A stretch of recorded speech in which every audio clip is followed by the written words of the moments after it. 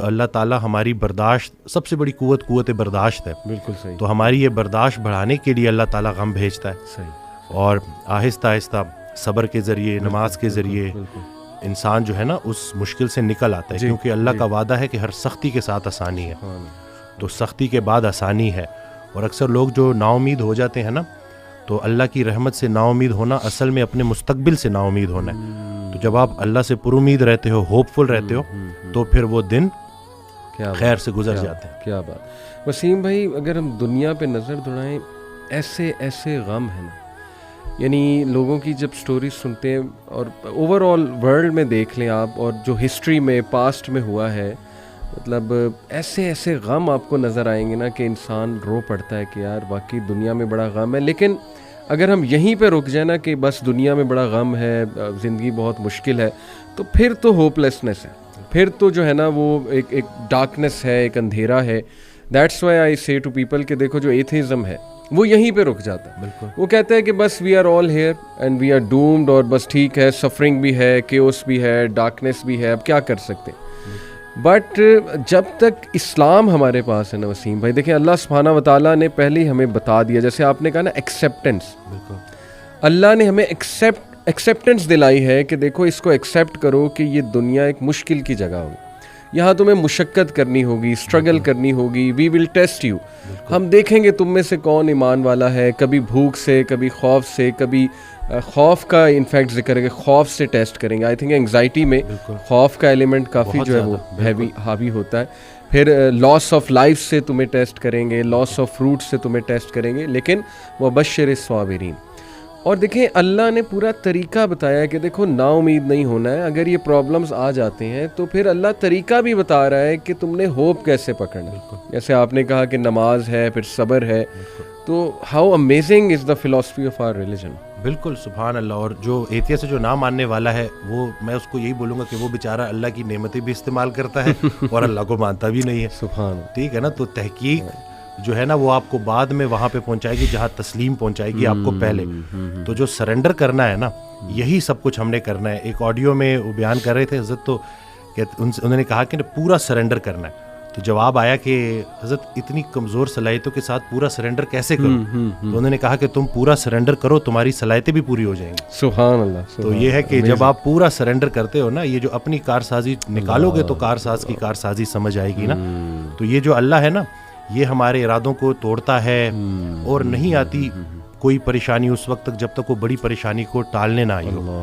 وہ ایک واقعہ سناتے تھے کہ ایک بندہ ایک اللہ والے کے پاس جاتا ہے اور کہتا ہے کہ میرا مکان نہیں بک رہا، تو دعا کریں. تو انہوں نے کہا کہ نہیں تمہارا مکان نہیں بکے گا، جاؤ. تو وہ بڑا پریشان ہوتا ہے. پھر دوبارہ جاتا ہے، کہتا ہے کہ آپ دعا کریں. کہتے چلو میں دعا کر دیتا ہوں. وہ مکان بک جاتا ہے. تو وہ اللہ والے کے پاس جاتا ہے اور اس سے پوچھتا ہے کہ آپ جب میں پہلی دفعہ آیا تو آپ نے کہا کہ مکان نہیں بکے گا، اور جب دوسری دفعہ آیا تو آپ نے کہا کہ بک جائے گا. تو کہتے ہیں کہ پہلی دفعہ جب تم آئے تھے تمہارا ماتھا روشن لگ رہا تھا، تمہارے ماتھے پہ خوش قسمتی کے آثار تھے. دوسری دفعہ جب تم آئے تو تمہارے ماتھے سے بدقسمتی کے آثار آ رہے تھے، کیونکہ بڑا بدقسمت ہے وہ انسان جس کی زندگی میں اس کا گھر بک جائے.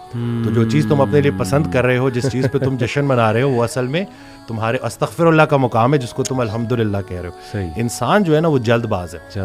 وہ کہتا ہے کہ بس میرے اللہ کو اپنے مطابق چلانا چاہتا ہے. صحیح بات. اور اللہ نے ہمارے لیے کتنی خیر رکھی ہوئی ہے، کتنی آسانی رکھی ہوئی ہے. ہمیں خوش کرنے کے لیے اللہ کے پاس اتنا کچھ ہے، لیکن ہم جلد بازی میں اور نا امیدی میں اس سے محروم ہو جاتے ہیں. اور شیطان جو ہے نا وہ ہماری رگوں میں خون کی طرح دوڑتا ہے. تو اس کا طریقہ واردات ہے ہی یہ وسوسہ دینا. وسوسہ جو ہے نا وہ ایمان کی نفی ہے، اور یقین جو ہے نا وہ وسوسے کو نفی کرتا ہے. کیا بات. تو ہم نے یقین کو پختہ کرنا ہے. یقین نور ہے، شک اندھیرا ہے. تو اسی طرح سے یہ وسوسے کے اوپر سوال کیا گیا. تو حضرت کہتے ہیں کہ میرا اللہ پہ یقین بے گماں ہے جو علم بن گیا. تم بھی وہ یقین پیدا کر لو، تمہیں بھی علم مل جائے گا. زبردست. تو یہ جو شک ہے نا، وسوسہ، یہ آج کل بڑا کامن ہے کہ یہ لوگ اسی وجہ سے نا اندھیروں میں ہیں. جی تو شک کی وجہ سے. بالکل. اچھا، یہ آپ نے جو بات کی نا کہ انسان جلد باز ہے، اس میں مجھے قرآن کی ایک آیت بھی یاد آئی. اللہ سبحانہ و تعالیٰ نے انسان کی نیچر بتائی ہے. سورہ معارج میں اللہ سبحانہ وتعالیٰ کہتے ہیں کہ بے شک ہم نے انسان کو نگرڈلی اور اینکشیس پیدا کیا. بالکل. جلد باز ہے. جب خیر آتی ہے تو آپے سے باہر ہو جاتا ہے، اور جب کوئی ڈیفیکلٹی آتی ہے تب پینک ہو جاتا ہے. الا المصلین ایکسیپٹ دوز ہو آفر.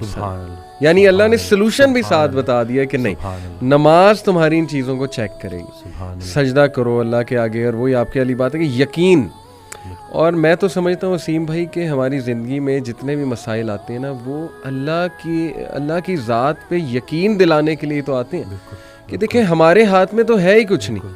انسان پہ کبھی کبھی ایسا کوئی پرابلم آ جاتا ہے اس نے ایکسپیکٹ بھی نہیں کیا ہوتا. دس از ویئر, جیسے حضرت علی صلی اللہ عنہ نے کہا تھا نا کہ میں نے تو اپنے ارادوں کے ٹوٹنے سے اپنے رب کو پہچانا. تو اگر یہ چیزیں ہوتی نا وسیم بھائی تو کیسے ہم اللہ سبحانہ و تعالیٰ کو پہچانتے, اللہ کی پاور کا ہمیں کیسے احساس ہوتا. بالکل. اشفاق احمد صاحب کی بات سے آپ نے سٹارٹ کیا تھا تو مجھے ایک واقعہ یاد آ گیا کہ ایک شخص ان کے پاس گیا اور کہا کہ اشفاق صاحب کوئی زندگی آسان کرنے کی ٹپ دے دیں. تو انہوں نے کہا میں تمہیں موت آسان کرنے کی ٹپ نہ دوں. تو کہتے ہیں چلے وہی دے دیں. کہتے ہیں اگر تم اپنی موت آسان کرنا چاہتے ہو تو جاؤ کسی کی زندگی آسان کر دو. اللہ. تو جو اللہ کا کام کرنے والے ہوتے ہیں وہ گلہ نہیں کرتے, وہ شکر کرتے ہیں اور لوگوں کے کام آتے ہیں. وہ سارے کام جو ہے نا وہ اللہ پہ نہیں ڈالنے, اللہ کے بہت سارے کام ہیں جو ہم نے کرنے ہیں. اور دوسرا یہ کہ خواہشات, یہ جو دنیاوی خواہشات ہیں, یہ جو فانی چیزوں کی محبت ہے آپ کو جیتے جی فانی کر دیتی ہیں. اور یہ جتنا کچھ بھی ہے نا وہ ایک شعر ہے کہ تیرے سوا کروں پسند کیا تیری کائنات میں, دونوں جہاں کی نعمتیں قیمت بندگی نہیں.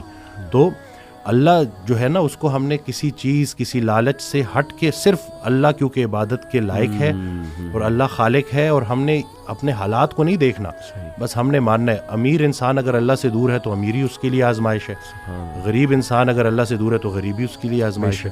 بلکہ وہ ایک آڈیو میں ارشاد فرماتے ہیں کہ جو غریب ہے نا وہ بھی غنی ہو سکتا ہے. وہ غریب غنی ہے جس کی امیر کے مال پہ نظر نہیں ہے. تو اب وہ دیکھیں نا کہ کتنا آسان ہے ہمارے لیے نا, لیکن یہی ہے کہ اس کو پریکٹس کرنا. اور پھر یہی ہے کہ جو کامیابی کا ہم نے جو ایک معیار رکھ دیا ہے وہ صرف یہی ہے کہ بینک بیلنس اور یہی سب کچھ. تو انسان بھی بیچارہ نا بڑے بڑے گھر بناتا ہے اور سوتا اسی ایک چھوٹی سی تنگ سی جگہ پہ ہے بستر پہ جتنی اس نے قبر میں سونا ہے. صحیح بات. اور یہ ہے کہ حضرت کہتے ہیں کہ جو چیزیں تم نے اپنے مرنے کے بعد ویسی ہی چھوڑ جانی اس کو اپنی زندگی میں کیوں نہ چھوڑ دو. ایک اور جگہ کہتے ہیں کہ جن کو تم نے اپنے مرنے کا غم دے کے جانا ہے ان کو اپنی زندگی میں تھوڑی خوشیاں تو دے جاؤ. تو یہ جو ہے نا عمل, مصروف عمل ہونا ہے اور ارد گرد کے لوگوں کے کام آنا ہے. جی, اٹ سمز اٹ آل اپ. ماشاءاللہ.